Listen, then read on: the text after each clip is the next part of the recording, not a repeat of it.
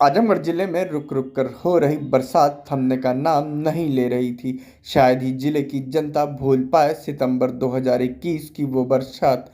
गौरतलब है कि जहां आज भी बारिश ने प्रत्याशियों के चुनाव प्रचार पर रोक लगाई है, यही बारिश 2021 में भी पूरे शहर के लिए मुसीबत बनी थी। बड़े पैमाने पर जल जमाव के चलते कई इलाके प्रभावित हुए थे। सैकड़ों घरों में पानी घुसने से लोगों को भारी क्षति का सामना करना पड़ा था। यही नहीं, लोग अपने अपने घरों को छोड़ पलायन होने पर मजबूर हो गए थे। चाहे वो शहर के अराजी बाग से लेकर पहाड़पुर या फिर सिविल लाइंस की बात करें तो वहां के पैथोलॉजी से लिए तमाम सेंटरों और दुकानों में भी 2-2 फीट तक बरसात का पानी घुस गया था। वहीं जल निकासी जनपद की बहुत बड़ी समस्या रही है। वर्तमान समय में नगरपालिका प्रत्याशियों से बात की गई तो निर्दल प्रत्याशी गोविंद दुबे ने कहा कि यदि यहाँ की जनता मुझ पर विश्वास करेगी तो जनपद में सीवर ट्रीटमेंट प्लांट की व्यवस्था देकर जल निकासी की सुदृढ़ व्यवस्था देने का काम करूंगा। और क्या कुछ कहा प्रत्याशी गोविंद दुबे ने, आइए आपको सुनाते हैं। कमोवेश रोडें हर जगह बन चुकी हैं, लेकिन अभी हाल फिलहाल में मैंने एक स्लोगन सुना है, रोड नहीं तो वोट नहीं। ये पुरानी कोतवाली से दलाल घाट की जो रोड है, ये सारी रोडें बन चुकी हैं। अभी ये रोड उपेक्षित पड़ी हुई है, तो वहाँ की जनता काफ़ी नाराज़ है और नाराज़ होनी भी चाहिए, क्योंकि जब हम रोड टैक्स दे रहे हैं, गृह टैक्स दे रहे हैं, सारे टैक्स दे रहे हैं। इस हीरा पट्टी की भी यही समस्या है। तो जब हम सब कुछ आपको टैक्स के रूप में पे कर रहे हैं, तो क्यों हमको उसकी सुविधाएं नहीं मिल रही हैं? तो ये निश्चित रूप से सरकार की फेल्योर है। इस पर उनको ध्यान देना चाहिए और जनता के हित की सोचना चाहिए।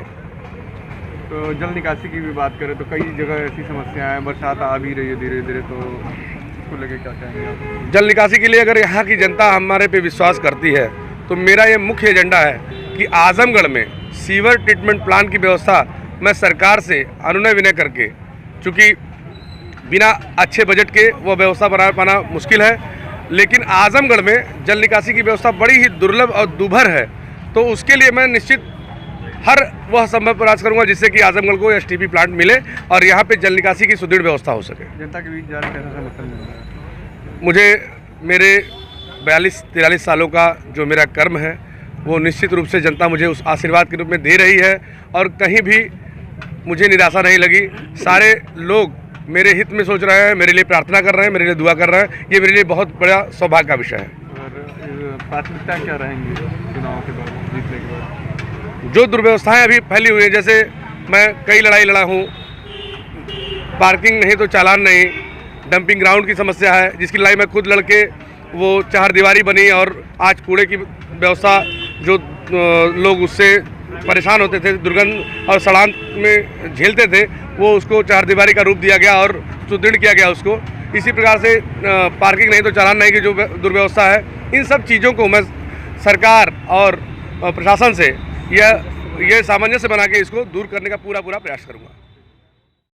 वहीं पूर्व में चेयरमैन रह चुके भाजपा प्रत्याशी अभिषेक जायसवाल दिनू ने कहा कि अनुभव न होने के बाद भी हमने शहर से 60% जल निकासी की समस्या का समाधान कर दिया था। जो बाकी की 40% जल निकासी की समस्याएं हैं, चुनाव जीतने के बाद उनका भी समाधान इस बार कर दिया जाएगा। कहा कि शहर से जल निकासी के लिए बनाए गए नालों पर जिन लोगों ने अतिक्रमण किया है, बुलडोजर लगाकर उनको हटाया जाएगा। और क्या कुछ कहा, आइए आपको सुनाते हैं। सबसे बड़ी समस्या आ जाएगा।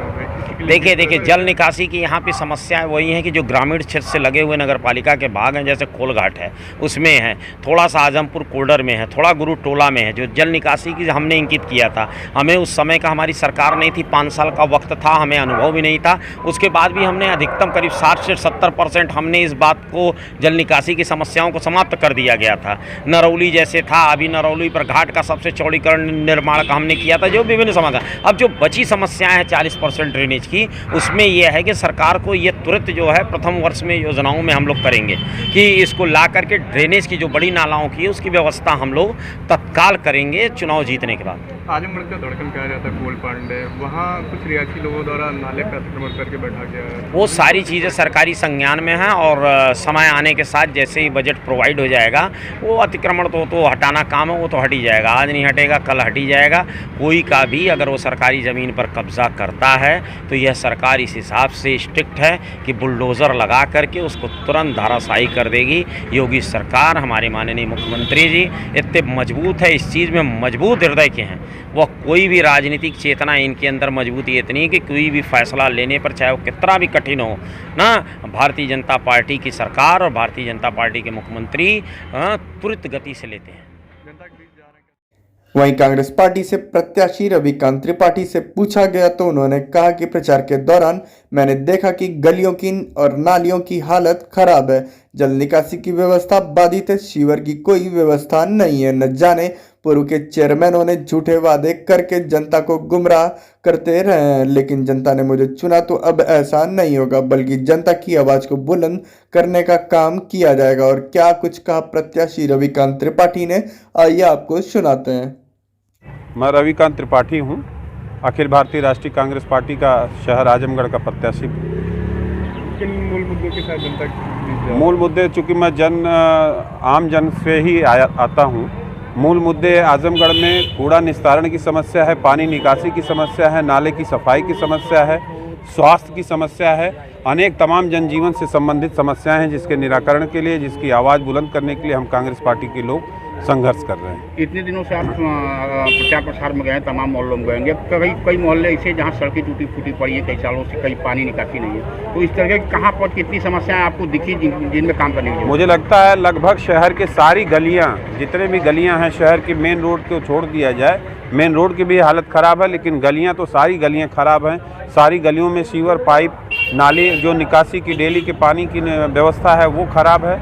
सारे मोहल्ले ख़राब पड़े हुए हैं। पता नहीं लोग पिछले दिनों में क्या किए क्या नहीं किए, झूठे वादे करके जनता को गुमराह करके जीतते रहे, लेकिन हम आगे इस तरह का नहीं होने दिया जाएगा। हम लोग इस आवाज़ को बुलंद करें। पानी बरसता है, यहाँ जल निकासी नहीं होती, पूरी सड़क उसका कारण घूसखोरी है।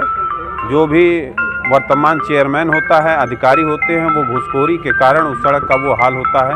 हम लोग भी इसी मोहल्ले के निवासी हैं, बगल के अराजी बाग के, बचपन से देखते आ रहे हैं। सड़क बनती है, 2 महीने में ख़राब हो जाती है, तो सिर्फ ये घूसखोरी का परिणाम है।